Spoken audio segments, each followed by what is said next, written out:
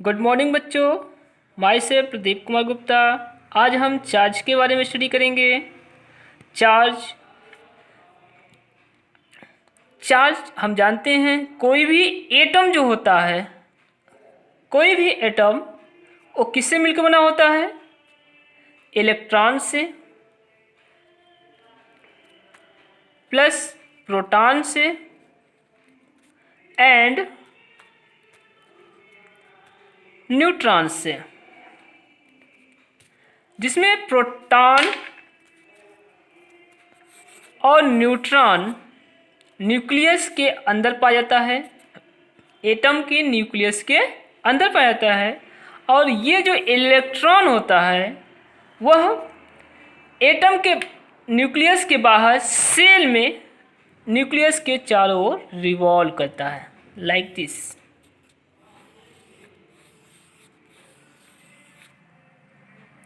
ठीक है।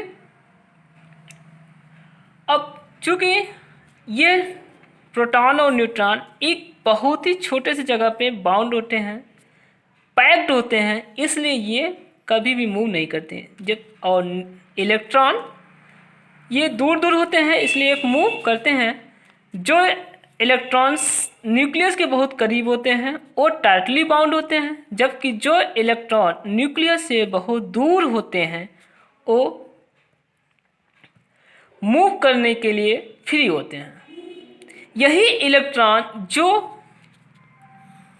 Last orbit में होता है किसी भी एटम के, वह एक एटम से दूसरे एटम में मूव करता है और जिससे कोई पार्टिकल्स, कोई भी ऑब्जेक्ट चार्ज को गेन करता है और चार्ज को लॉस करता है।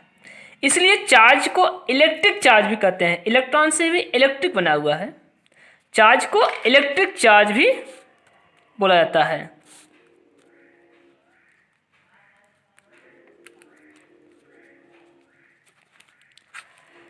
सबसे पहले चार्ज के बारे में, प्रॉपर्टीज के बारे में अध्ययन थेल्स ऑफ मिलेटस, जो कि ग्रीस का एक जगह का नाम है। ग्रीस में एक जगह का नाम है थेल्स ऑफ मिलेटस।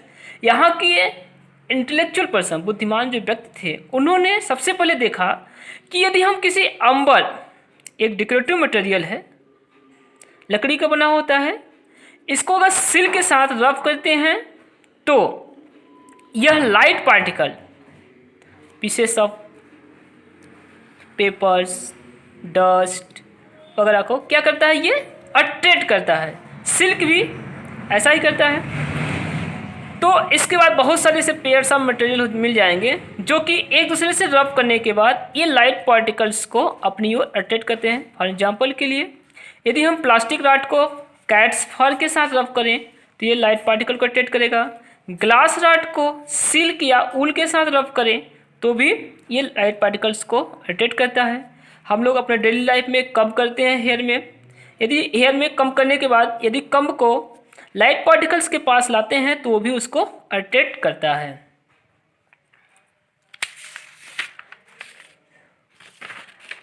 नाउ हम लोग देखना चाहेंगे कि जो चार्ज इन ग्लास रॉड्स पे आए हैं इनमें क्या बिहेवियर होता है, एक दूसरे के साथ कैसा बिहेव करते हैं। इसके लिए हम क्या करेंगे, दो ग्लास रॉड लेंगे, इसको सिल्क या ऊल के साथ रब करेंगे। रब करने के बाद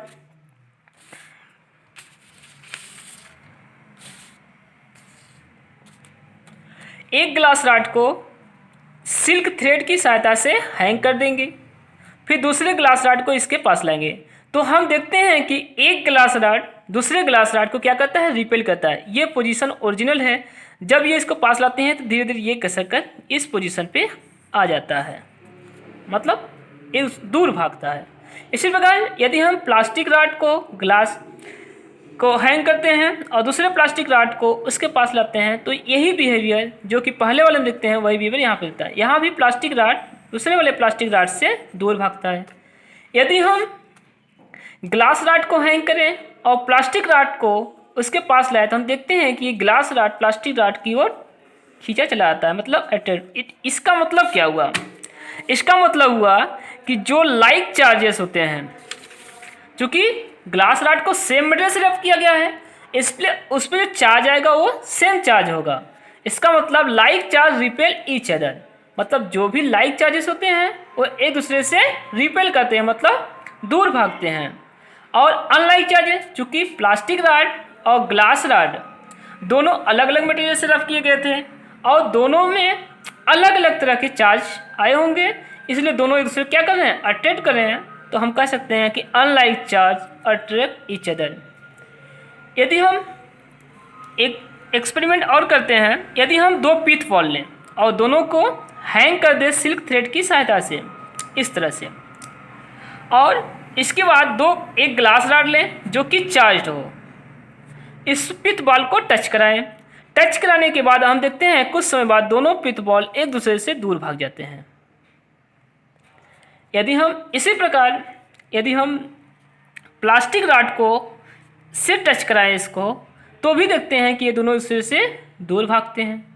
यदि हम इस तरह से दो पिथ बॉल को हैंग करें सिल्क थ्रेड की सहायता से और एक को प्लास्टिक रॉड से टच कराएं और दूसरे को ग्लास रॉड से टच कराएं, तो हम देखते हैं कि ये दोनों एक दूसरे की ओर अट्रैक्ट होते हैं। इस एक्सपेरिमेंट की सहायता से हम कह सकते हैं, और इसी प्रकार से बहुत सारे एक्सपेरिमेंट की सहायता से ये ऑब्जर्व किया गया कि जो चार्ज होता है वो सिर्फ 2 टाइप्स का होता है। Charge are only 2 types.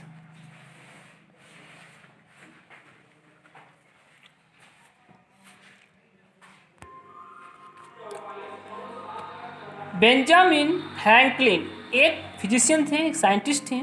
इन्होंने इन चार्जेस का नेमिंग किया। उन्होंने कहा कि ये जो चार्जेस होते हैं 2 टाइप से, एक होता है पॉजिटिव चार्ज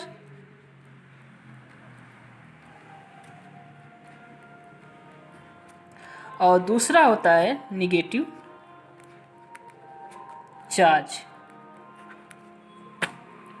इन्होंने इसके नेमिंग के पीछे एक अपना व्यू बताया। उन्होंने